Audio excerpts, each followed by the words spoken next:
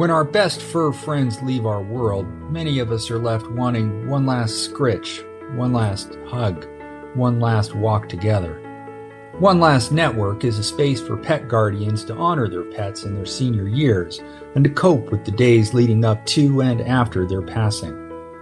Here's your host, Angela Schneider, founder of One Last Network and Big White Dog Photography in Spokane, Washington.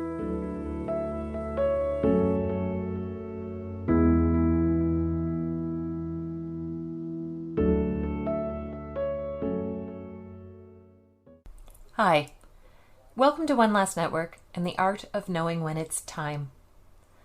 We don't want to think about the last day we have with our best fur friend, but as we've heard a couple of times from Coleen Ellis in The Art of Making Memories and The Art of Loving a Soul Dog or Heart Dog, planning can help take some of the stress and pain away from saying goodbye.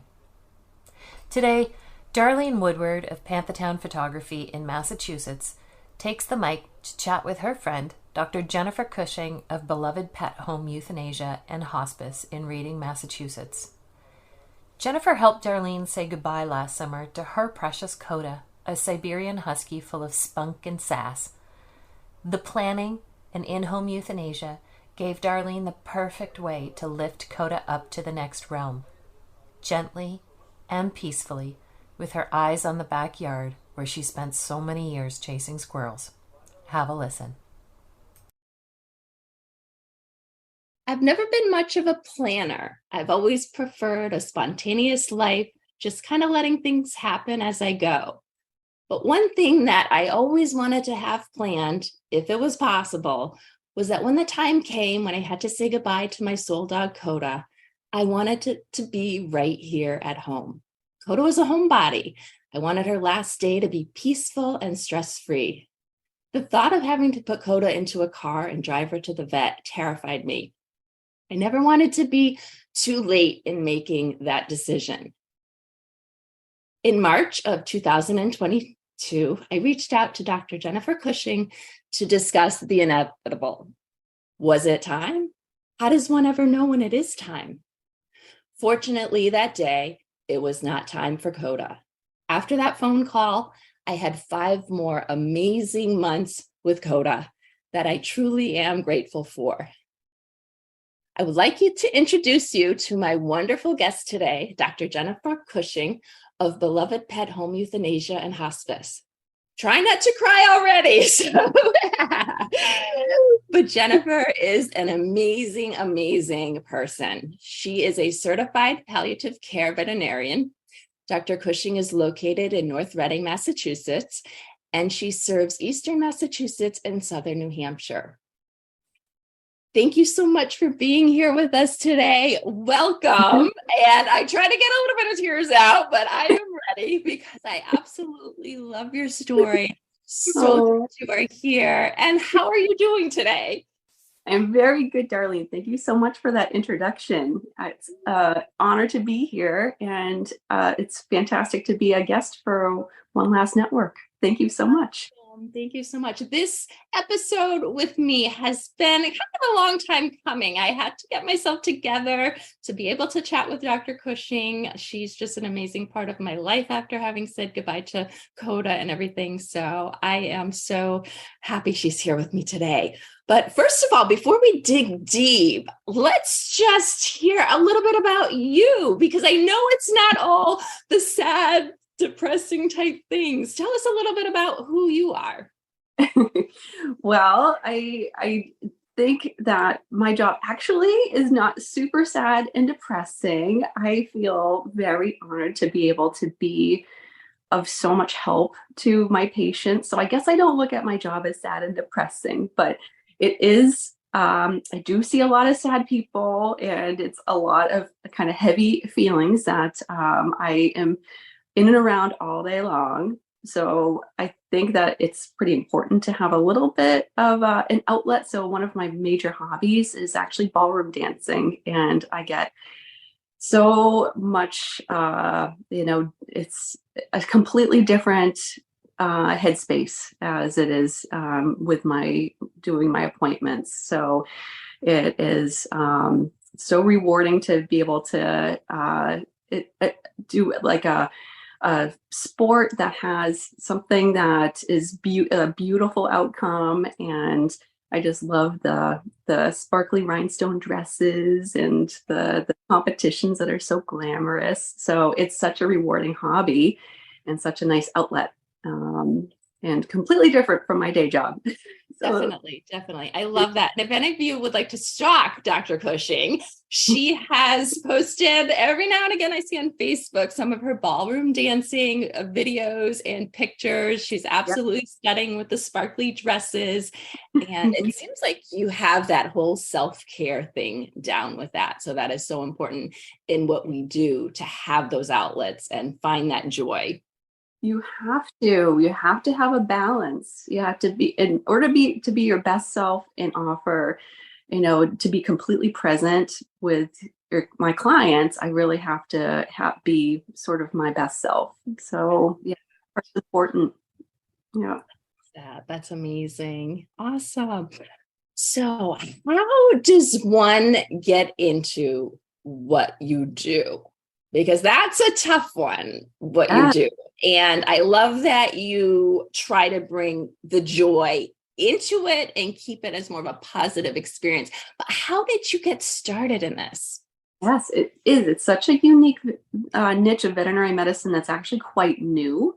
It's such an old-fashioned service to be offering home veterinary care, but it's really been maybe in the last 10 to 15 years that end-of-life care has become sort of a specialty, and especially in the home setting. So I didn't really know much about it until I was going through end-of-life preparations with my own dog. And my beagle was diagnosed with bladder cancer, and there's a certain time frame that you have from time of diagnosis to time when they're really sick, and euthanasia should be considered. And it's usually about like 4 to 6 months.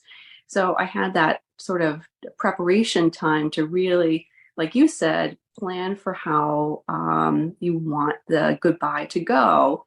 And one of my good friends and classmates from veterinary school practices end-of-life care, had practiced end-of-life care in Virginia Beach for many years.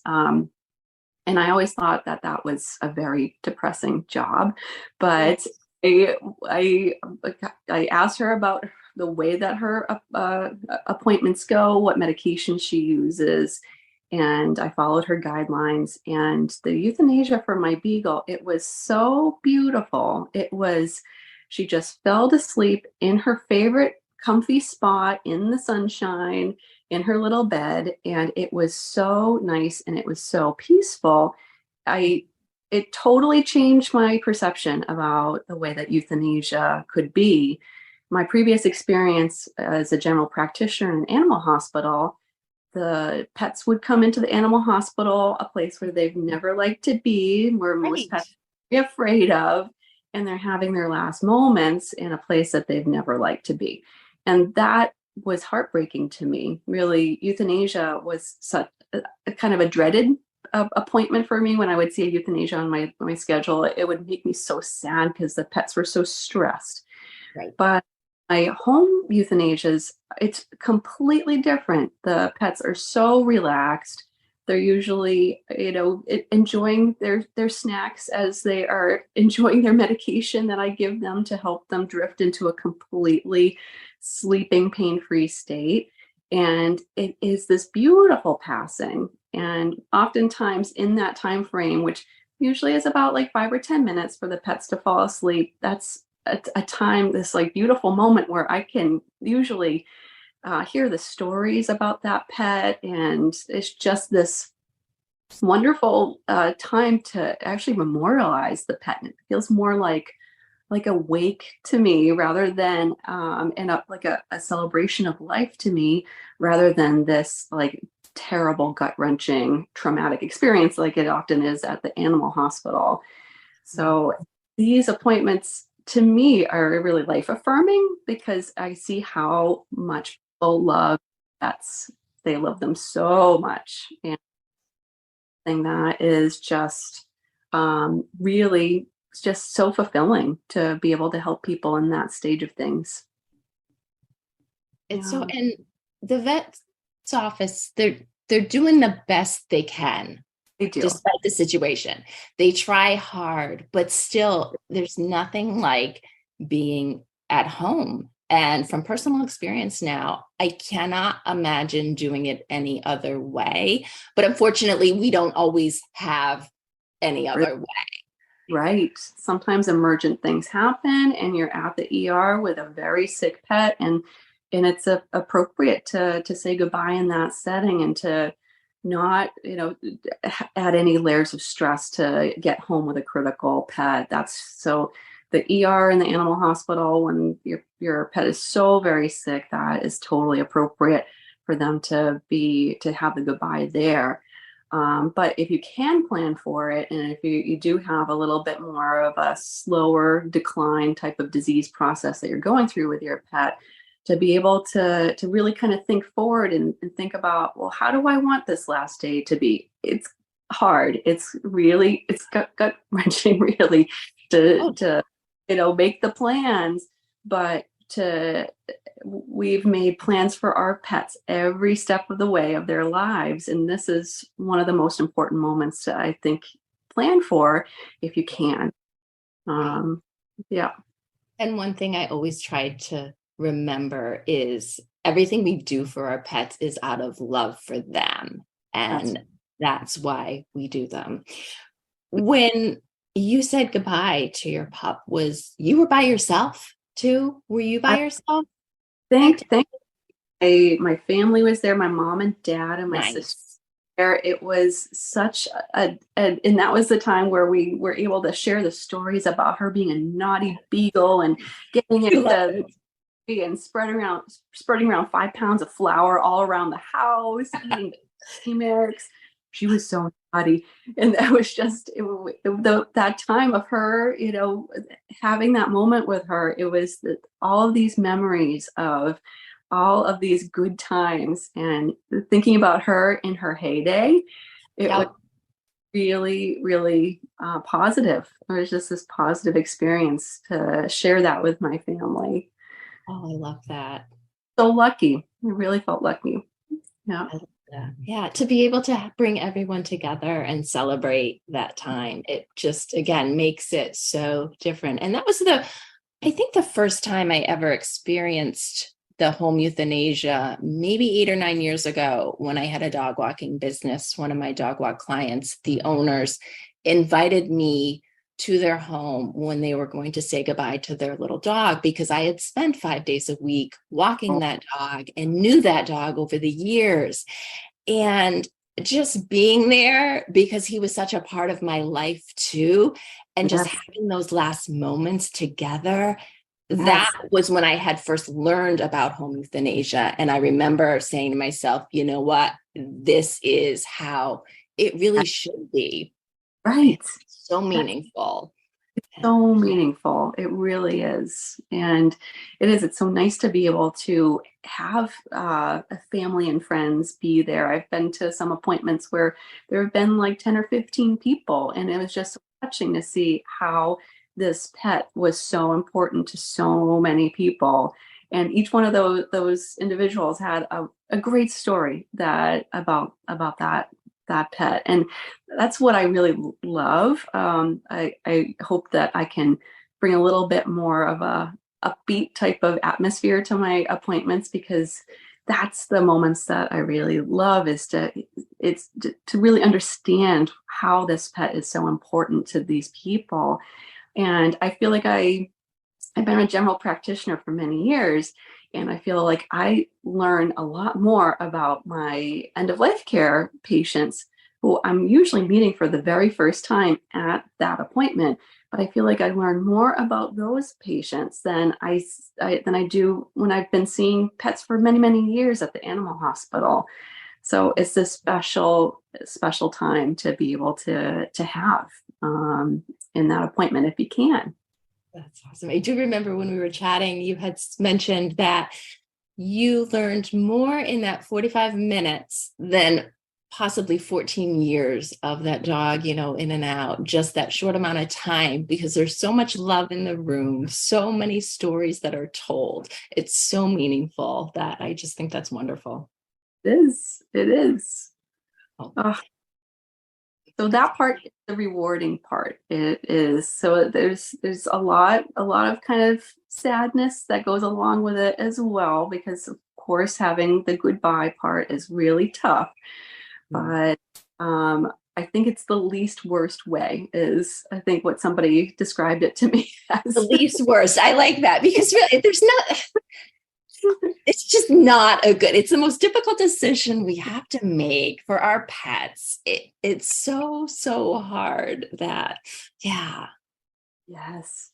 And that's part of it too, is even just coming to the decision for euthanasia it's really tough. And it does, now there's more resources available for, there's businesses, like I offer quality of life phone consults in advance of the euthanasia appointment, and I offer hospice care appointments as well. So there's a lot more resources for preparation for end of life care than there previously were. The International Association of Animal Hospice and Palliative Care has been an organization that has been around for about 15 years now, and they offer now certification and for veterinarians and social workers and veterinary technicians and nurses for certification in palliative care. And that's something that I think will be really big in the future. I think eventually hospice and palliative care will be a boarded specialty, much like it is in human medicine. And there'll be a lot more resources for pet owners walking that, oftentimes tough end of a disease process with their pet, and getting to the point of making a euthanasia decision is sometimes right now a very unsupported area for people. And oftentimes people will get a diagnosis from their general practitioner of a life-limiting condition that their pet has. And sometimes they get the advice like, you'll know when it's time, or you'll call us back when they stop eating, or something that is kind of vague information. And that's sometimes really tough for people. So I'm glad now there are more resources for people and for pets to improve the quality of life that they do have, leading up to when euthanasia or natural death is being, hospice supported natural death is being kind of decided upon. Mm-hmm. So my phone consults are so helpful, because I hear so much more about the pet and their life that I could ever hear in like a 15-minute office visit at the animal hospital. So being able to set aside a good 30 minutes to really talk about what people are seeing with their pet is so important for euthanasia decision making. Because oftentimes people are concerned about certain things that they're seeing. And sometimes those issues that are coming up can be supported with hospice. Sometimes there's medication options that really comes up that can be really helpful to extend the quality of life that pet has. And sometimes it's quite the opposite, where they have done all the things, they've done all the medication, and their pet is still struggling. But sometimes somebody like me to kind of summarize that, yes, you're right to be concerned about what you're seeing and your pet is struggling, and that euthanasia is appropriate. That sometimes doesn't happen, unfortunately, with a typical general practice situation. Occasionally it does, but so true. They will not necessarily take that time to spend. And I'm glad you started talking about the quality of life phone call, because that is when I mentioned in the beginning, I first reached out to you and I scheduled that hour phone call. I thought it was the day Kota was saying, and when you said a vet, you don't always know. You don't know when it's time necessarily. And I thought, oh my God, maybe she's telling me it's time. She doesn't want to walk anymore. Kota's lying on the ground. She's done walking. And it wasn't that. It was me missing my walks is what it was. And Kota just needed a break from walking and everything. But I remember that time you took with me on the phone just was so, it was just so meaningful. And it helped me walk through everything in my head. And, we looked at Kota's vet records together, and I wasn't going to get an hour with my vet in his office going over Kota's medical records and going over different things to do. So just the fact that we were able to go through that is just an amazing service that you offer to pet parents. Yeah, I'm glad that you feel that way, because it's sometimes it's just a really kind of focused, targeted discussion about what is the pet's mobility like, and what are they enjoying eating anymore? What do they really like to do? And sometimes is, oh, well, they still like to walk and they're very engaged. They really like to be with the family. And it's oftentimes that will lead into, oh, well, maybe we should schedule a palliative care consult, which I will then go to a person's home, do an exam, kind of see what the pet's life is like in their regular surroundings, which is also so informative, because oftentimes I get so much more information than I would ever get in an animal hospital setting in an exam room, because oftentimes they come to the exam room and they're kind of jazzed up with, adrenaline, and you see them sort of in their a little more of a better state than they are showing at home. So sometimes at home they're really struggling with mobility, or I go to the home and it's just complete like hardwood floor and tile that an old dog is struggling to stand up. And there's many, many things that can be done to help with improving traction in those types of environments, raising food and water bowls so that an arthritic dog doesn't need to really lean down too much to really comfortably eat and drink. It's small little things like adding yoga mats to an area where there's a stretch of hardwood that they're always sliding on. And even just basic pain management medication. It's sometimes overlooked in a general practice setting, because sometimes the pets look so much better and not painful. But then when you talk to pet owners, what they're seeing is sometimes a lot of restlessness and panting and kind of struggling to go up and down stairs, that you'd never kind of know much about that in the exam room. But once you see them at home, it's very clear that a lot of pets do need help, and basic pain management sometimes helps so many dogs to really improve their quality of life for so much longer than they would ever have otherwise. This meant the world to me. And I know you'll know who I'm talking about, but in January, I got a phone call. It was very last minute for an end of life pet photo session. And they had just come from their veterinary office, where the vet had wanted them to leave the dog and have them say their goodbyes right then and there. And that was not expected. So the owner called me and she was in tears. And I dropped everything that day to do that end of life photo session. The dog did absolutely amazing. We went up to Salisbury Beach. It was with mom and dad. It was just a gorgeous evening. Everything just couldn't be more perfect. And I gave them Dr. Cushing's information, and I said, please give her a call. And you went to their home the following weekend and did a palliative care visit and a quality of life whole consult and all of that. They were so grateful to have even those extra few days with their dog at home, enjoying the beach, enjoying snuggling on the couch, all of those things. And those few days just mean everything. So thank you for doing that. It's so rewarding. So she was diagnosed with a cancer that she's totally blindsided by that diagnosis.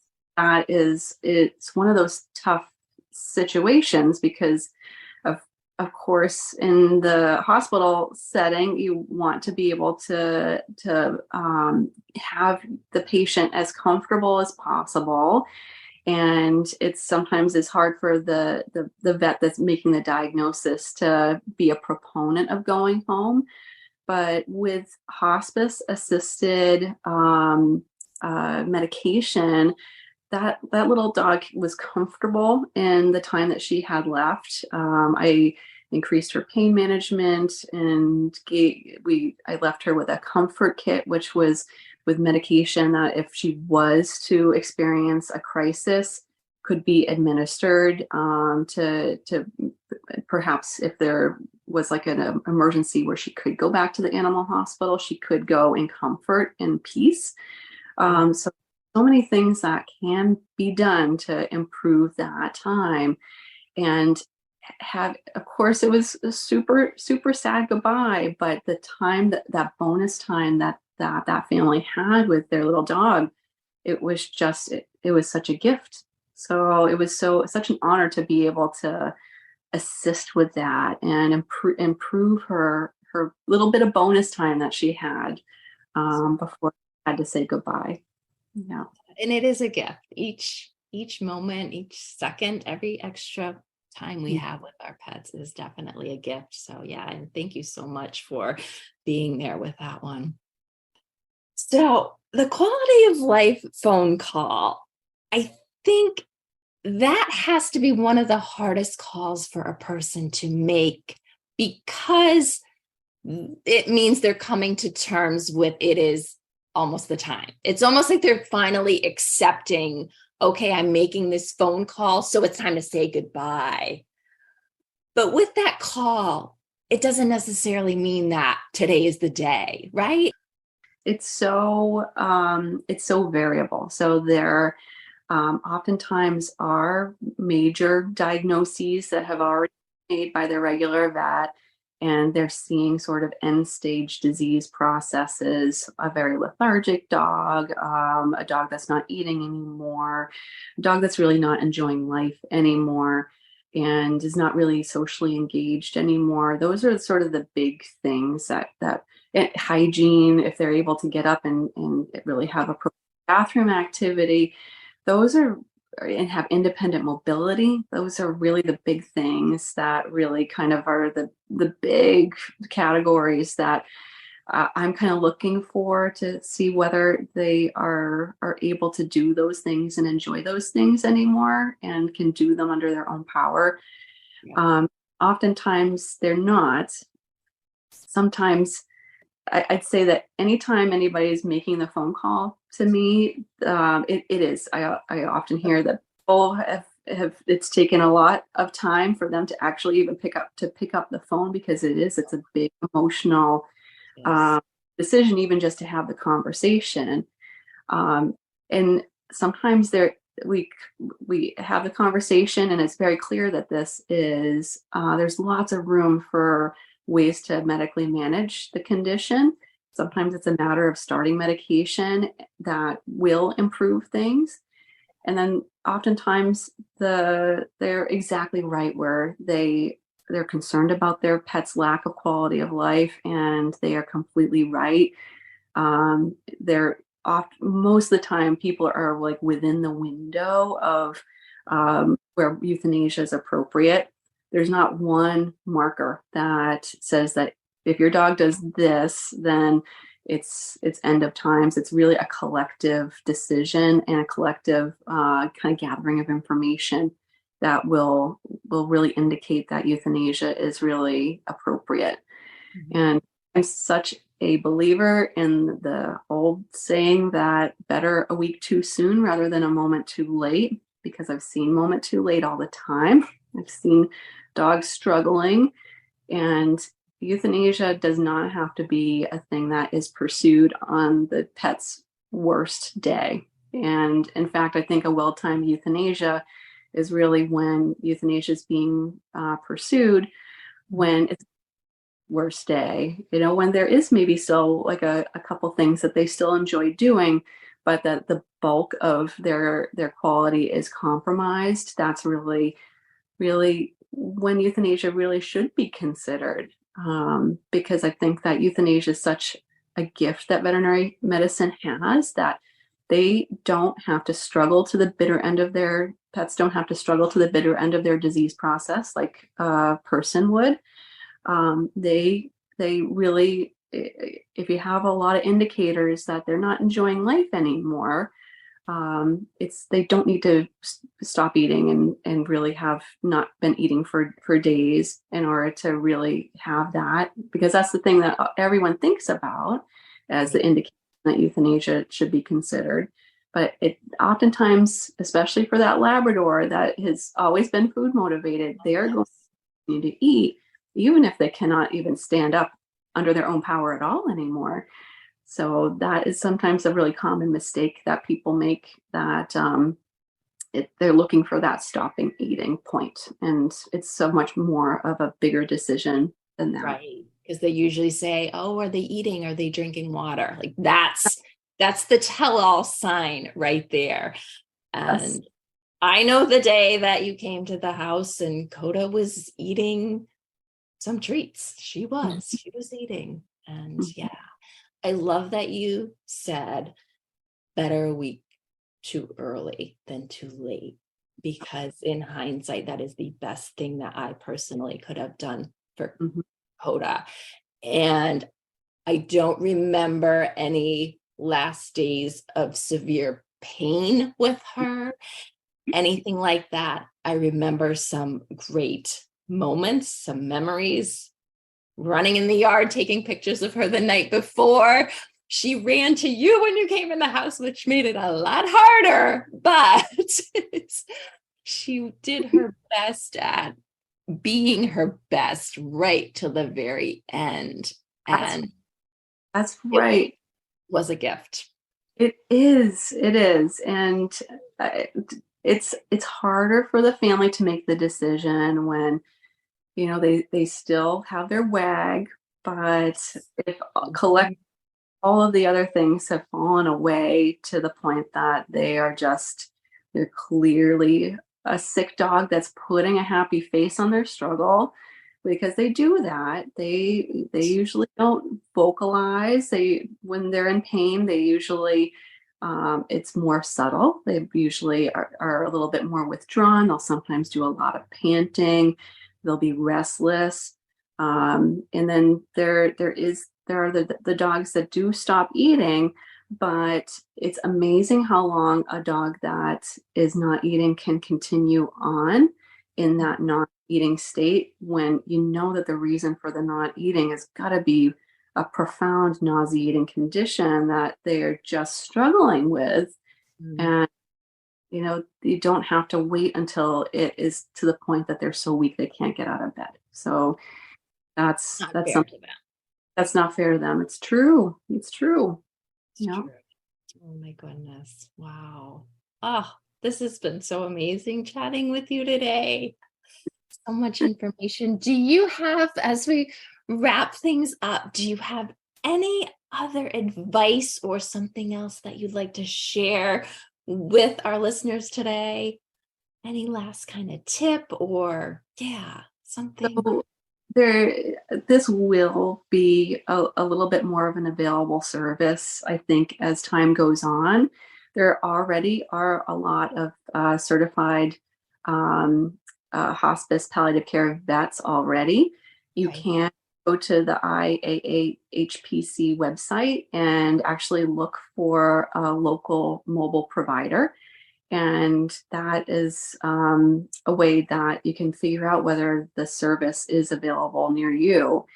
And there's many services out there, but the certification program is so comprehensive and importance for communication and supporting the family, both with direct medical support of their pet, but also supporting the family in their emotional needs as well. So that's sort of a unique service that not all end-of-life care vets are trained to do, but the vets that have gone through the certification program, that's a major part of the training. So that's a good resource for people, is to look at the IHPC website, and they will have access to somebody near you, I bet.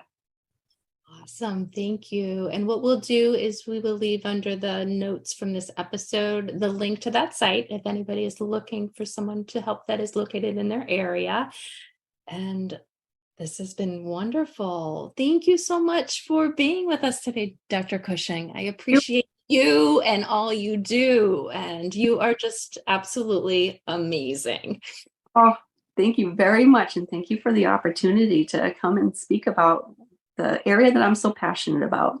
I love it. I love it. Well, you have a wonderful day. Thank you. Thank you so much. Welcome. Bye-bye. Bye. Oh, how I wish I knew of in-home euthanasia 9 years ago. The end of my time with Shep is painful. To the point where I cannot even drive past the clinic where we had to take him. It was a last-minute thing for us. There was no planning. The vet called me a day after seeing my big man and said, "Your dog's heart is going to explode. You have to put him down today." We rushed off for one last great road trip from Kelowna, British Columbia to Spokane, Washington, so we could have a few last moments with my then fiance, now husband, as the family we were planning to be in a few short months. We carried Shep into the clinic and laid him down on the cold floor of a cramped examination room. Today, I see some clinics doing things differently. A candle sits on the desk with a sign that says, "If this candle is lit, we are saying goodbye to a family's friend. Please stay quiet." And I wonder if that is enough to bring comfort to a family's last moments with their best fur friend. Then I hear of people like Dr. Jennifer Cushing, and local to me, Doctors Lacey Rasmussen, Megan Urenka, and Morgan Feist at Tranquil Passing. And I know that when Bella's time comes, not anytime soon, please, I will be able to make a decision that lets her transition be less traumatic, more peaceful, and full of the love and joy she has given us over her lifetime. It's even hard to think about, isn't it? Next week, we dig into the art of adopting older dogs as I interview Lisa Longhofer of the Grey Muzzle. Until then.